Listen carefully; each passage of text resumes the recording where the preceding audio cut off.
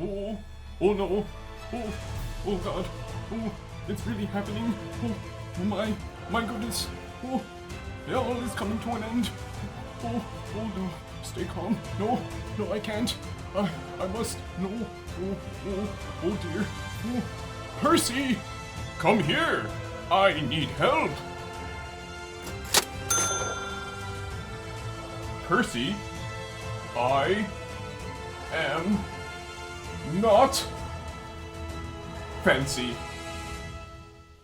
I cannot do the news with such a fanciness deficiency. Yeah. Mama's meatballs. You are right, but there is no time. Douse me with business, so that I may be fancy.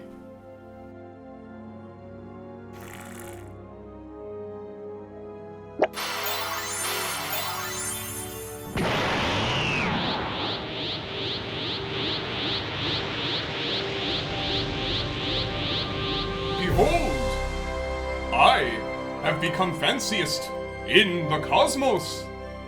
My news can create worlds of infinite informationality, obliterating lies with diamond-melting truth. This week's stories: a procession of boats bearing flags of a fascist regime sink into the abyss. Then, a grim but necessary exploration of police violence in America. In entertainment news, an obscure celebrity inspires me to try hygiene. Finally, President Donald himself returns for a round in the hot seat. Godrick Action News. Let's behold the tears of time.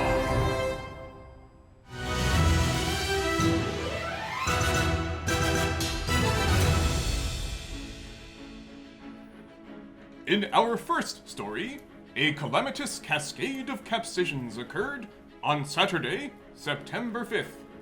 Droves of vessels bearing President Donald's name took to the waterways to declare their loyalty. What transpired was an apt analogy for modern American life. The larger boats created dangerous weights that swept through the smaller boats, causing them to sink. Though there were no casualties, it is not the case for the phenomenon I refer to: systemic conditions of poverty. These conditions exist alongside the American dream, the notion that the poor are capable of joining the elite through diligence and effort. However, the necessities of survival are strenuous and made worse by pandemic and natural disasters, which our leaders have ignored. How many more will quest for the dream, only to be engulfed? And now, a heart-wrenching topic: policing in America. In the recent past, police have shot an unarmed man in the back, leaving him paralyzed, and chained him to his hospital bed. They have shot a 13-year-old, unarmed, mentally disabled boy. Jacob Blake, Lyndon Cameron, Breonna Taylor. The names of the victims accumulate like etches on a grim monument. These events, which have been increasing in visibility since the Obama era, are not a new phenomenon.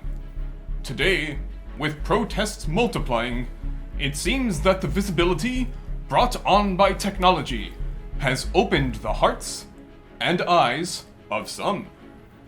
Many remain unmoved, such as President Donald, who has mobilized troops against peaceful protesters and made threats to defund cities that he seems to deem anarchist. With the voices of black citizens lamenting their dead sounding so deafeningly, many seem to confuse calls for justice with attacks on law and order. While an ideal police force would serve the community, that ideal is too often not met. 1985 move, Bobby. And now, an entertainment industry story concerning obscure character actor and musician Jack Black. While most know him as the antagonist from Neverending Story 3, connoisseurs will recognize him from his execution of a reverse twirl after a knee slide on Mr. Show. In a recent video on his channel, Jack Black removed all of his head hairs in an act that humans refer to as shaving. In solidarity with the humans, I will attempt to undergo an act of shaving live on Godrick Action News.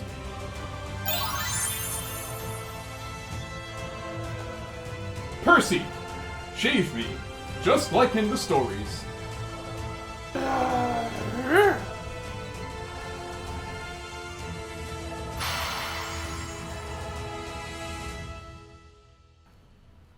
And now, President Donald returns to the hot seat to explain himself.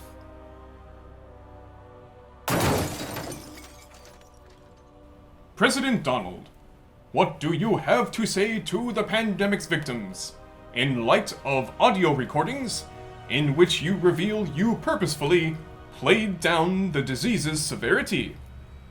Well, I want to thank them. This nation appreciates their sacrifice. I see. Well, thank you, dear humans, for spending your time with Godrick Action News. If you are inclined and able, please support us at the donation link in the description. Let's behold the tears of time.